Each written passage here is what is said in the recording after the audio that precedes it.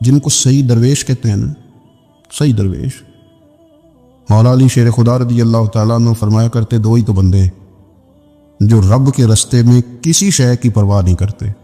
حضور کون سے؟ فرمایا ایک ابو ذر غفاری ہے اور دوسرے علی المرتضیٰ ہے۔ مولا علی فرمایا کرتے تھے یہ نا مسلمانوں میں سے چوتھے یا پانچویں مسلمان ہیں۔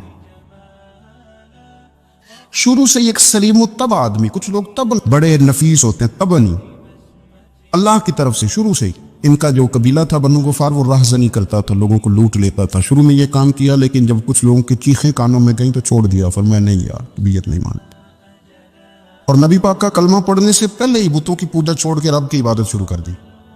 لوگ پوچھا کرتے تھے آپ عبادت تو کرتے تھے پر منہ کدھر کرتے تھے؟ فرماتے تھے جدھر وہ کرا لیتا تھا کر لیتے تھے۔ کسی نے انہیں بتایا کہ مکے میں ایک شخص ہیں جنہوں نے اعلان نبوت کیا ہے، آپ کی طرح کی باتیں کرتے ہیں۔ انہوں نے اپنے بھائی کو بھیجا، ان کا نام انیس تھا، پتہ کر کے واپس آئے، بھائی کہنے لگے ابو ذر، ان کا نام جندب ہے، اصل میں ذر ان کے بیٹے کا نام ہے اور کنیت سے زیادہ معروف ہے، ابو ذر غفاری کہلاتے ہیں۔ فرماتے ہیں کہ بھائی نے آ کے بتایا کہ وہ نیکی کا حکم دیتے ہیں، برے کاموں سے منع کرتے ہیں، صلہ رحمی کا پیغام دیتے ہیں، لیکن لوگ سارے مخالف ہیں۔ یہ چیز بھی بڑی کاؤنٹ ہوتی ہے، اسے نہ کاؤنٹ کیا کرے۔ لوگوں کی ترجیحات بدلتی ہیں، صبح کچھ، دوپہر کچھ، شام کچھ، اسے نہ کاؤنٹ کریں۔ انہوں نے اس بات کو کاؤنٹ کر کے بتایا کہ لوگ ان کے جو ہے نا وہ مخالف ہیں سارے۔ تو حضرت ابو ذر غفاری کہنے لگے مجھے تسلی نہیں ہوئی، میں خود جا کے پتہ کروں گا۔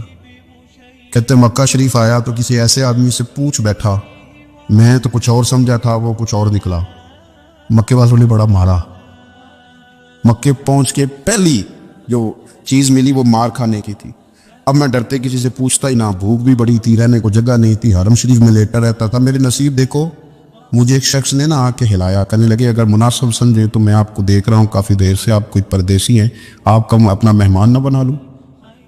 تو میں نے کہا آپ کیا نام ہے؟ کہنے لگے میرا نام ہے علی ابن ابی طالب۔ کہتے مولا کائنات گھر لے گئے، کھانا بھی کھلایا، جگہ بھی دی سونے کو، خدمت بھی کی، لیکن چونکہ میں تو پہلے ایک سے پوچھ کے مار کھا بیٹھا تھا، میں نے پوچھا نہیں میں کدھر آیا ہوں۔ رات رہے، اگلی رات بھی رہے، لیکن میں نے بتایا نہیں میں کس کام آیا ہوں۔ حضرت ابو ذر غفاری رضی اللہ تعالیٰ عنہ کہتے خود ہی مولا علی نے پوچھا بتا سکتے ہو کیسے آئے ہو؟ میں نے کہا رات رکھ لو گے؟ فرمایا بڑا کشادہ سینہ دیا رب نے مجھے۔ تو بات تو کہنے لگے یار میں تو محمد مصطفیٰ کی زیارت کرنے آیا صلی اللہ تعالیٰ علیہ وسلم۔ یہ بے نیاز لوگوں میں سے ہیں حضرت سیدنا ابو ذر غفاری، میں حضور کی زیارت کے لیے۔ حضرت علی کہنے لگے سویرے لے چلوں گا۔ انسان بزدل نہیں ہوتا، ہر انسان بزدل نہیں ہوتا، اور بلا وجہ ٹکراؤ کی پالیسی بنا لینا یہ بھی سیانے لوگوں کا کام نہیں۔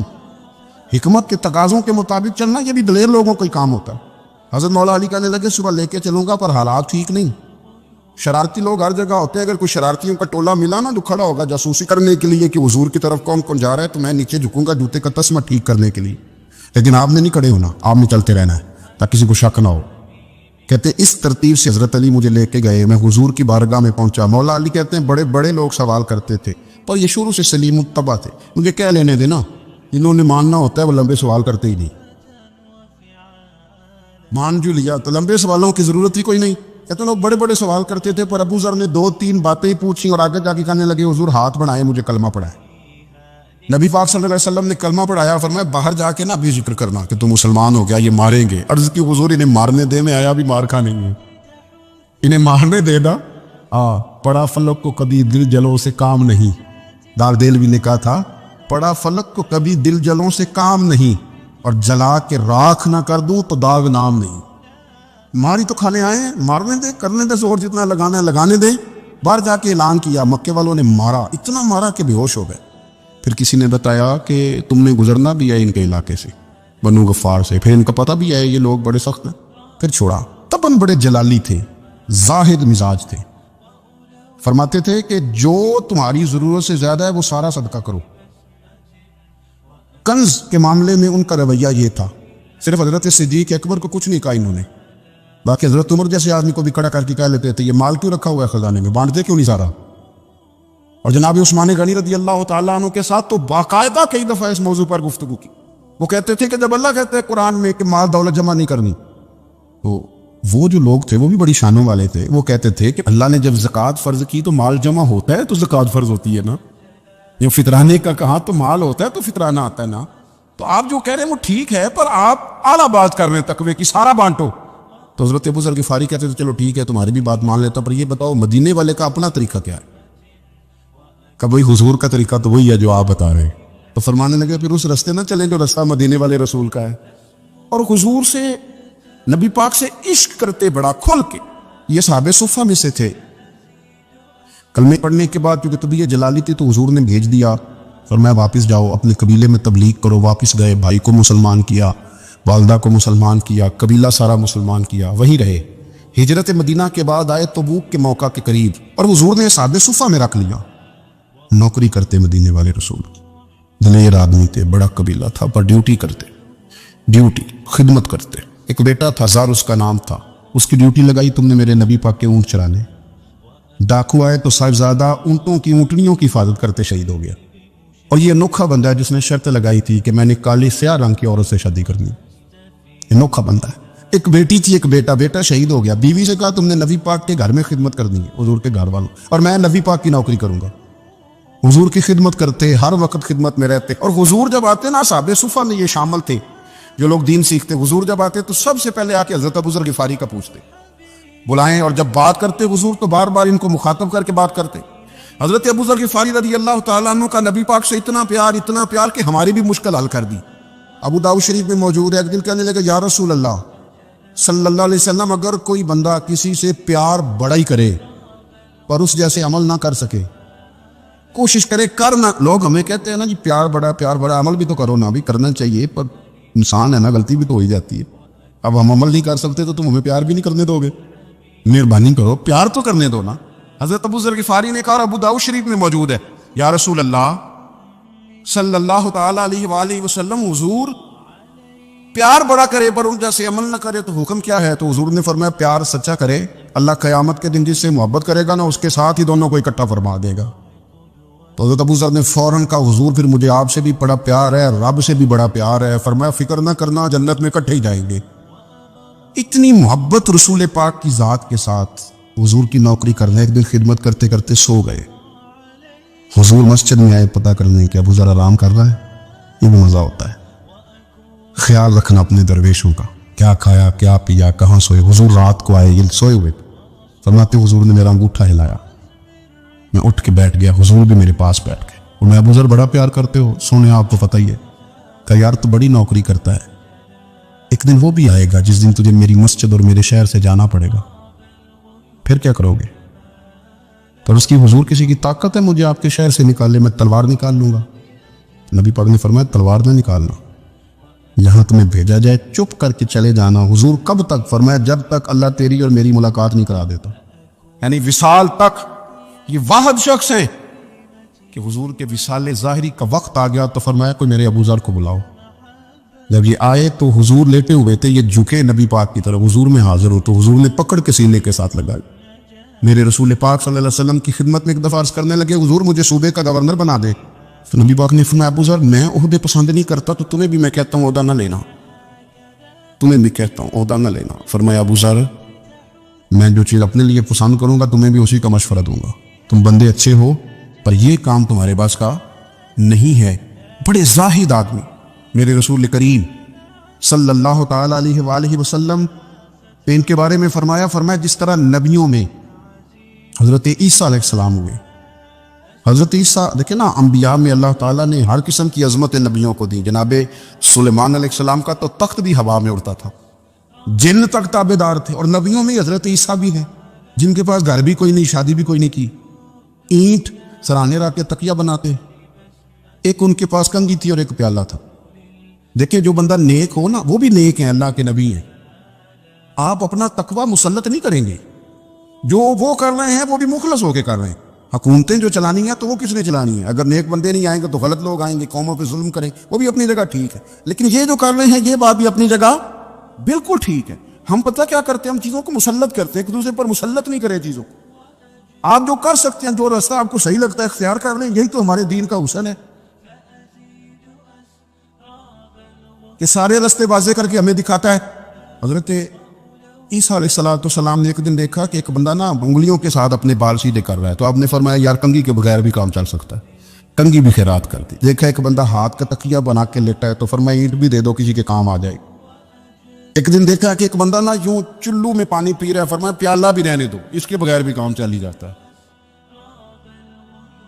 جناب عیسیٰ کا یہ زہد تھا.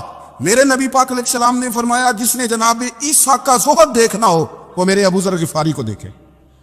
ان کو دیکھے, یہ دنیا میں جناب عیسیٰ کے زہد کے مطابق چلتے پھرتے. ساری زندگی دولت کو, مال کو پسند نہیں کیا.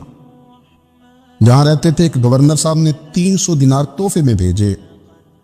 ایک ہوتا ہے نا بندہ کہتا نہیں ضرورت نہیں, اور حضور سید عالم صلی اللہ علیہ وسلم نے حضرت عمر سے فرمایا تھا جو خود بخود آ جائے وہ قبول کر لو اللہ کی طرف سے. لیکن ان کا رنگ فقیری والا تھا اور تھوڑا انوکھا تھا. 300 دینار آئے تو فرمانے لگے اسے جا کے کہو تمہیں کوئی اور بندہ نہیں ملا دھوکہ دینے کے لیے, میرے گھر ہی مال بھیج دیا ہے. فرمانے لگے میرے پاس گدھا ہے سواری کرنے کے لیے, میرے پاس بکریاں ہیں دودھ پینے کے لیے, میرے پاس ایک چادر اضافی ہے سامان میں سے, میں تو ڈرتا ہوں کہ رب کہیں اس چادر کے بارے میں سوال نہ پوچھ لے, اور تم ہو کہ میرے پاس یہ لے کے آئے ہو. حضرت عثمان غنی کے پاس جا کے کہا کرتے کتنا لوگوں کے پاس پیسہ آ گیا ہے, ہر بندے کے گھر میں مال ہے, یہ کیا ہو رہا ہے, لوگوں سے کہیں خرچ کرے غریبوں پہ. عثمان غنی فرمانے لگے تمہیں تو خوش ہونا چاہیے کہ میرے دور میں لوگ خوشحال ہو گئے. آپ فرمانے لگے نہیں, وہ والا رنگ زیادہ بہتر ہے جو مدینے والے نے اختیار فرمایا, کیونکہ کچا رنگ للائی والا چڑھدا تے لنگدا رہندا عشق تیرے دا رنگ محمد, جدوں چڑھ جائے پھر نہیں لیندا. آپ کی طبیعت کے اندر دولت سے بیزاری. حضرت ابو درداء, حضرت ابو موسیٰ اشعری, حضرت ابو ہریرہ رضی اللہ تعالی عنہ, یہ سمجھ لیں ان کے کلاس فیلو تھے, ان کے ساتھ پڑھا تھا انہوں نے. حضرت ابو ذر غفاری ان پر بھی جلال کرتے. آپ یقین کریں کہ طبیعت نا ایسے کیف میں آ گئی ان کو پڑھ کے. ان کو پڑھا جب کچھ دنوں سے تو کچھ انوکھا, یہ انوکھی وضع ہے, سارے زمانے سے نرالے ہیں. یہ بندے کون سی بستی کے یا رب رہنے والے, کس طرح کے لوگ ہیں, کیا سوچ ہے. حضرت ابو درداء رضی اللہ تعالیٰ عنہ کے گھر کے قریب سے گزرے تو حضرت ابو درداء مکان بنا رہے تھے. کیا جملہ کہا, تڑپ گئی روح. فرمانے لگے ابو درداء تجھ سے مجھے یہ امید نہیں تھی یار. فرمایا کیا ہوا. فرمانے لگے اب تیرا مکان بنانے کے لیے بھی اللہ کے بندوں کی پشتوں پر اینٹیں رکھی جائیں گی. تیرا مکان بنانے کے لیے رب کے بندوں کی پشتوں پر اینٹیں تیرے لیے. حضرت ابو درداء نے گردن جھکا لی. فرمایا یار جہاں تو ہے نا تو بالکل ہی ٹھیک کہتا ہے. کیوں.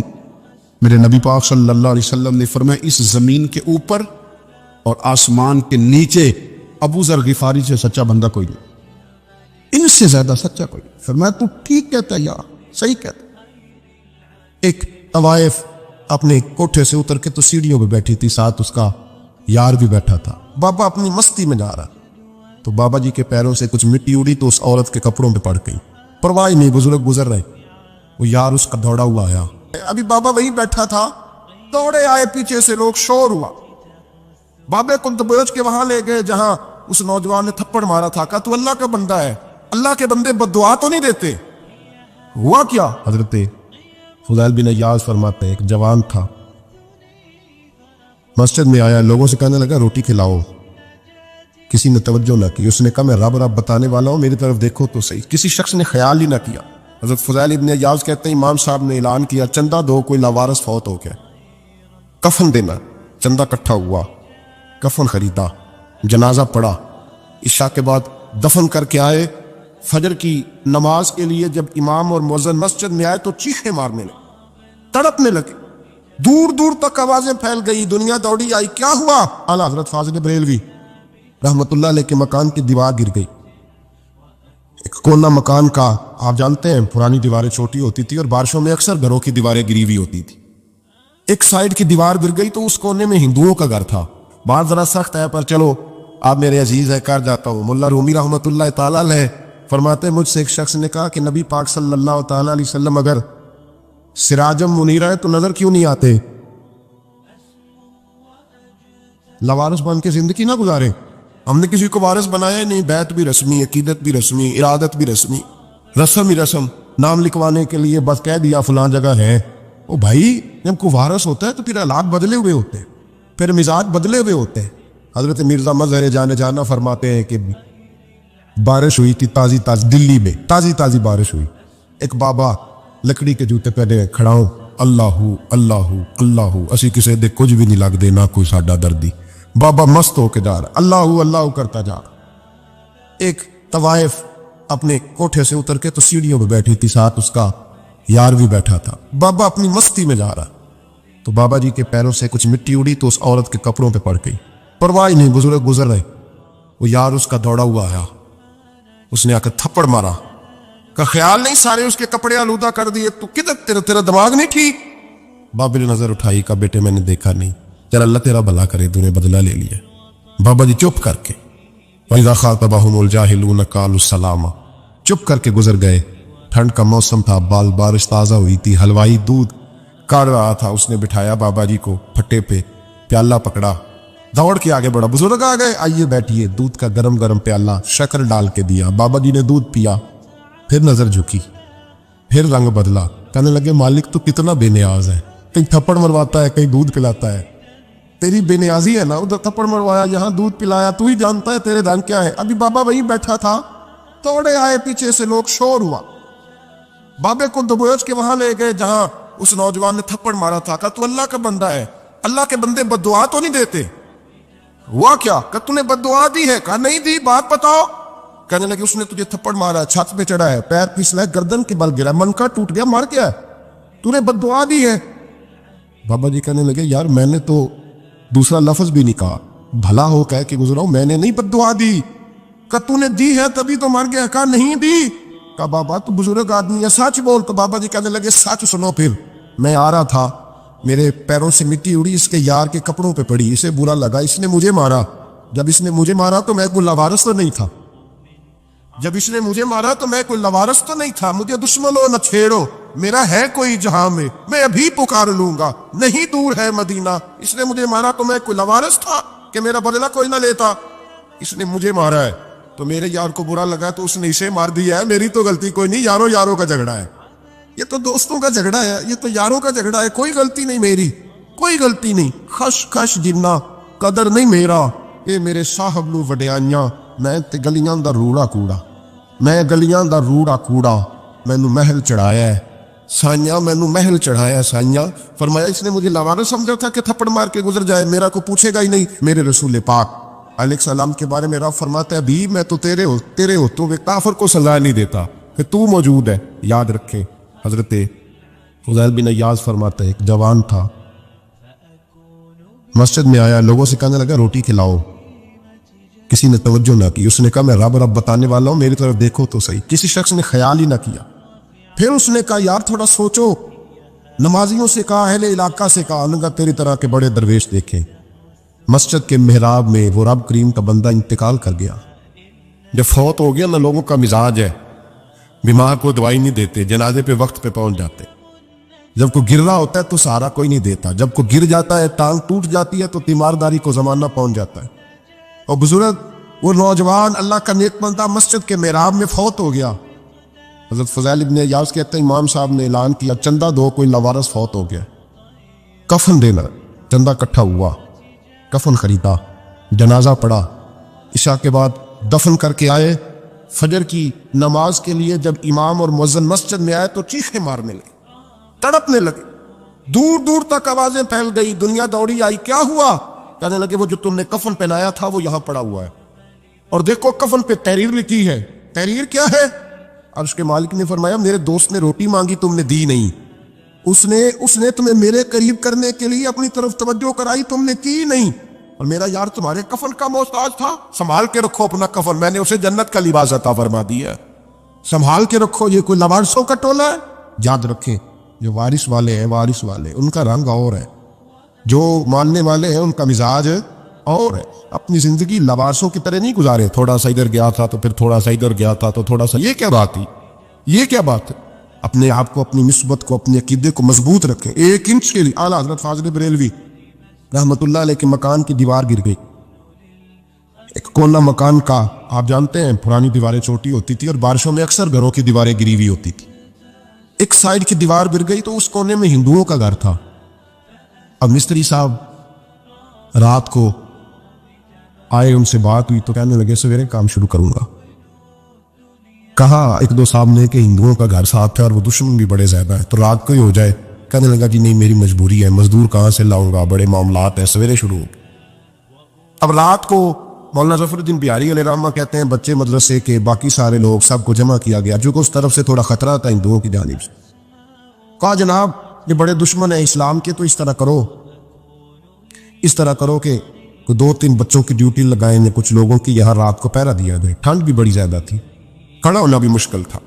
اعلیٰ حضرت رحمۃ اللہ علیہ شاہ کی نماز کے بعد جلدی اجرائے خاص میں تشریف لے جاتے تھے۔ اس رات جب دیکھا نا باہر شور ہو رہا ہے تو اسی طرح سر پہ ایک رومال لپیٹا تو باہر آ گئے، کہنے لگے کیا شور ہے؟ کہ حضور سردی ذرا زیادہ ہے تو یہاں کسی کی ڈیوٹی لگانی ہے پہرے کی۔ 2 منٹ خاموش رہے، پھر فرمانے لگے کوئی ضرورت نہیں، جاؤ سو جاؤ سارے جا کے، کوئی ضرورت نہیں، جاؤ اپنے اپنے کرو، کوئی حاجت نہیں، پہنچ جاؤ۔ کہ حضور مہربانی کرے بس طے ہونے لگا تھا، فرمایا میری وجہ سے کیوں کوئی ساری رات بیدار رہے، جاؤ تمہیں کہا نا آرام کرو۔ لوگ سو گئے۔ صبح فجر کی نماز پڑھ کے اعلیٰ حضرت رحمۃ اللہ تعالیٰ علیہ جب سیڑھیاں اتر رہے تھے رضا مسجد کی، تو وہ جس ہندو کی جانب سے زیادہ خطرہ تھا وہ سیڑھیوں پہ بیٹھا تھا، مسجد کی سیڑھیوں پہ۔ سب لوگوں کی توجہ ہو گئی، کہنے لگا مولانا میں کلمہ پڑھنے آیا ہوں، مجھے کلمہ پڑھا کے مسلمان کر دیں، میں کلمہ پڑھنے آیا ہوں، مسلمان کریں۔ لوگوں کی توجہ اعلیٰ فرمانے لگے نہیں ابھی تو انتظار کر، تھوڑی دیر کے اچھی طرح سوچ لے، جذباتی فیصلہ نہ کر، یہ تو آ رہا ہے۔ یہ کہہ کے جب 2 سیڑھیاں نیچے اترے اس کے پاس سے تو اس نے پیر تھام لیے، کہنے لگا اب ایسے تو نہ کرو، رونے لگا۔ اعلیٰ حضرت رحمۃ اللہ نے کلمہ پڑھایا، کچھ باتوں کی نصیحت فرمائی، تشریف لے گئے۔ گھیرنے والے گھیر کے بیٹھ گئے، کہنے لگے ہمیں بھی بتا بدلہ کیسے ہے؟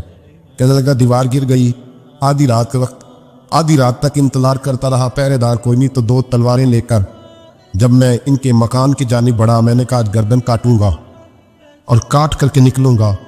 کہتا ہے جب میں قریب آیا تو 2 شیر کھڑے تھے، اوپر سے پلٹ کے آیا تو پھر کھڑے تھے، ادھر سے پلٹ کے آیا تو پھر کھڑے تھے۔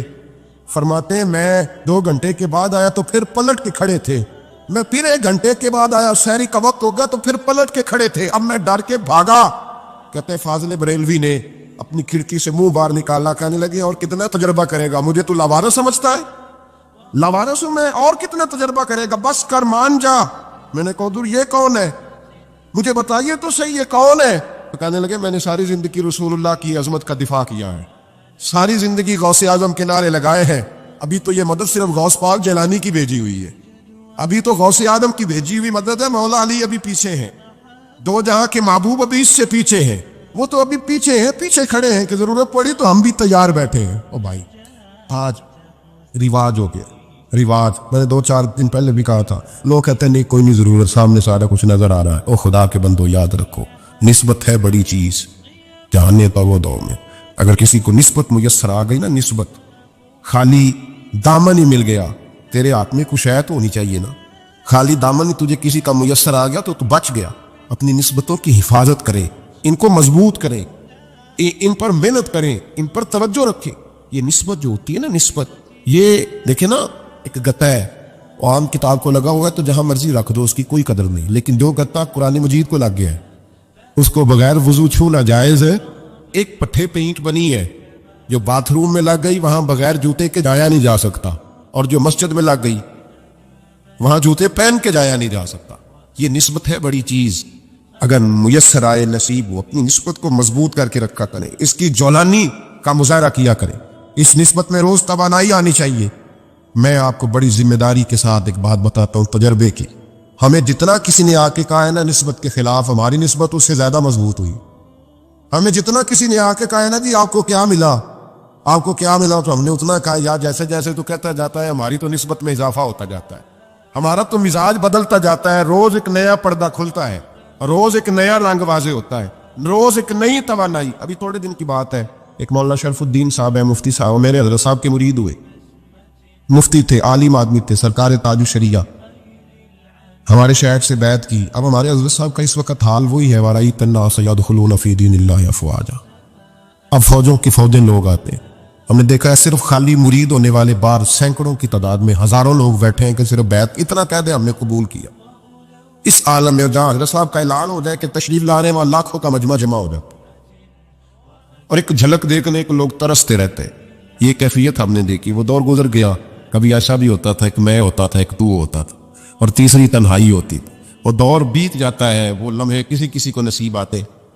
حضرت کا وہ مولانا شرف الدین صاحب کہتے ہیں مرید ہوا، تو مرید ہوا مجمع میں، रस्सी हजरत फेंकते हैं या चादर फेंकते हैं तो पकड़ के मुरीद हुआ तो साथ साथ और चादरें बांधी थी, लोगों ने पकड़ी हुई थी। एक मौलाना, मैं जब बैत होके आया उनको बताया तो मुझे कहने लगे यार तो ऐसी जगह मुरीद हो गया जो तेरी बात भी ना सुन सके, इनको तो दुखड़ा भी ना सुना सके, जो मसरूफ ही बड़े रहते हैं, कहाँ मुरीद हो गया? तो ऐसे पीर का बैत होता जहां तू जाता वो तेरे पास आते, गुफ्तगू होती, बातचीत होती।